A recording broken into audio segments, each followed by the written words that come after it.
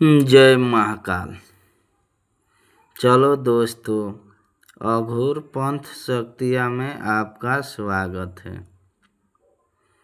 तो चलिए, जो भी मेरे साधक और साधिकाएं हैं वो हमारे चैनल का सब्सक्राइब करें और बेल आइकन बटन दबाएं। चलिए आज मैं बताएंगे क्रोध भैरव। ठीक है, क्रोध भैरव का साधना मंत्र ये तांत्रिक ही कर सकता है। जो साधक है, तंत्र मंत्र विद्या कुछ सीख रखे हैं वही कर सकते हैं, अन्यथा लाभ के जगह आपको हानि भी पहुंच सकता है, क्योंकि क्रोध भैरव का साधना इतना पावरफुल है कि जो भी साधक करे उसको भी भय आ जाता है, क्योंकि वो जो क्रोध भैरव है वो क्रोध में ही आपके पास पहुंचेंगे। ठीक है, तो इसके पहले तो सबसे पहले ये बात है कि आपको जो भी वहाँ सलामी देना है दे दीजिए और बोलिएगा कि है क्रोध भैरव बाबा, मैं आपको साधना करना चाहता हूँ और जो भी मेरा भय है वो आप दूर करिए। ऐसे बोलकर आपको बैठ जाना है शमशान घाट में। याद रहे, आपका गुरु आपके पास होना चाहिए। गुरु नहीं रहेगा तो ये साधना आपको मुश्किल है। ठीक है, क्योंकि बिना गुरु के ये साधना नहीं कर सकते हैं। बहुत खतरनाक ये विद्या होता है। ठीक है, क्योंकि ये जब शक्ति जो क्रोध भैरव है ये जब बिगड़ जाएंगे तो तांत्रिक का कोई भी इष्ट देवी देवता काम नहीं करेगा उस समय। तो सबसे पहले आप संयम रखिए और थोड़ा सा भी आपसे गलती ना हो पाए। ठीक है, इतना आप लोग याद रखिएगा। और वही साधक करे जिसके पास हिम्मत हो। जिसके पास हिम्मत ना हो वो ये साधना में काल में ना बैठे। ये जो क्रोध भैरव है, जो आपको साधना काल में बैठेंगे तो आपका काला ही वस्त्र लगेगा, और एक बार आपका साधना हो गया तो बड़े बड़े तांत्रिक का भी आप पसीना छुड़ा देंगे। इतना याद रहे, कैसा भी तंत्र मंत्र हो, भूत प्रेत जादू टोना या तांत्रिक मांत्रिक, ये शक्ति रोकने का किसी के पास भी पावर नहीं है। अगर आप क्रोध भैरव का विद्या चला दिए हैं किसी तांत्रिक पर तो सबसे पहले ये बात है कि आप लोग तो किसी को भला ना करे तो बुरा भी मत सोचिएगा। ठीक है, क्योंकि जो बुरा करता है उसका अंजाम बुरा ही होता है। क्योंकि कोई भी शक्तियाँ है जो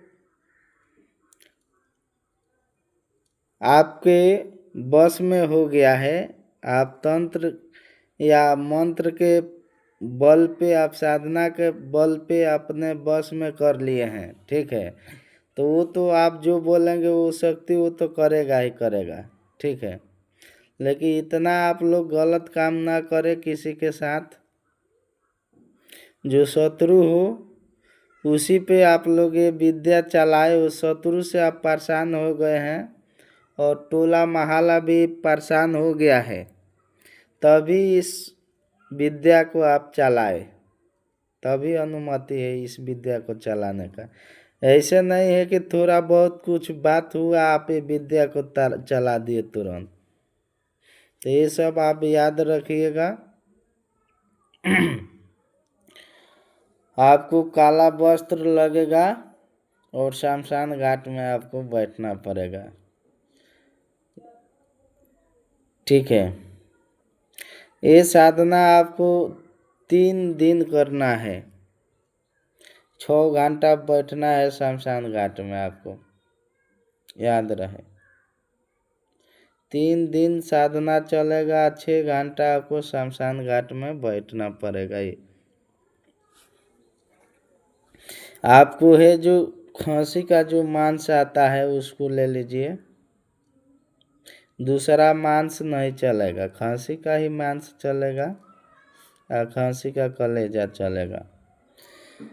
और 3 रोज है जो आपका दारू का बोतल लगेगा। फुल दारू चाहिए, देसी दारू होना चाहिए अच्छा वाला।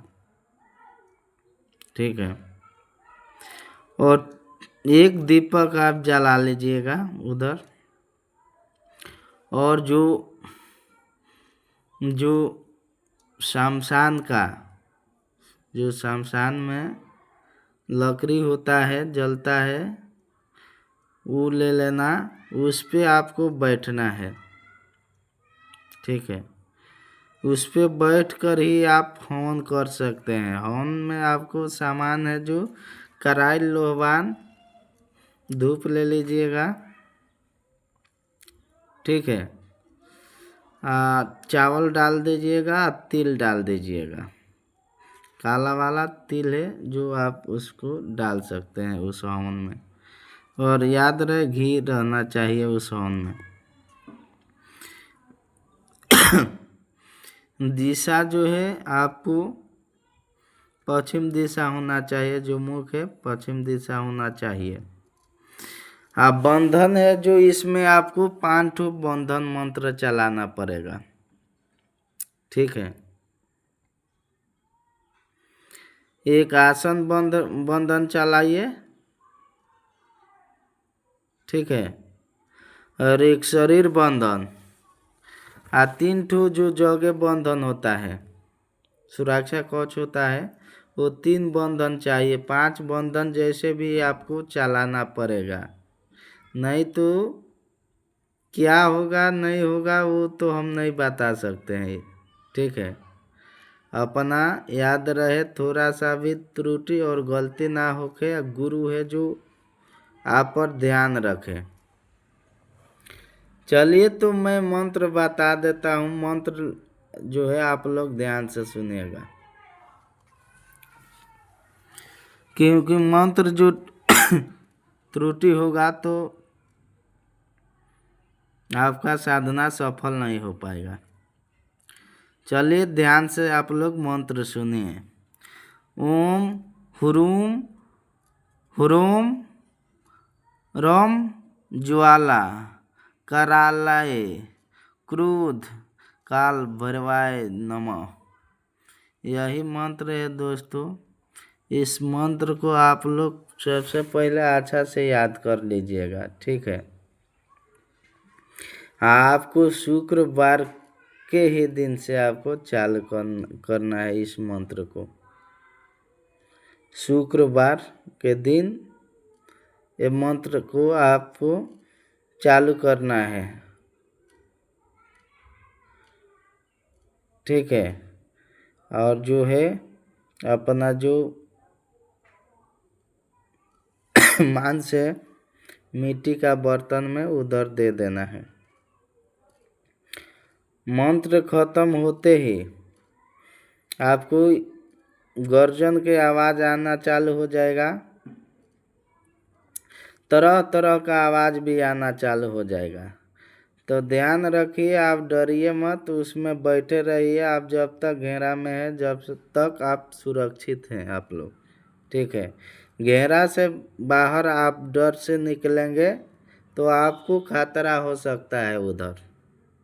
ठीक है, क्योंकि काल भैरव उस समय जागृत होते हैं तो किसी को नहीं पहचानते हैं।